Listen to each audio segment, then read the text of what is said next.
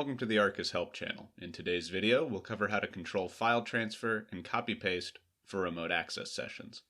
By default, all users can transfer files and copy-paste text into and out of their virtual machines via remote access.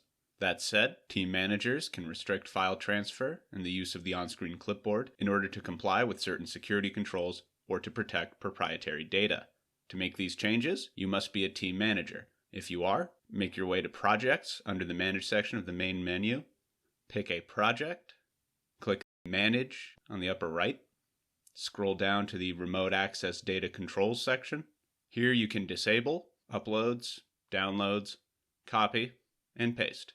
Any changes you make to these settings will apply when users launch their next remote access session.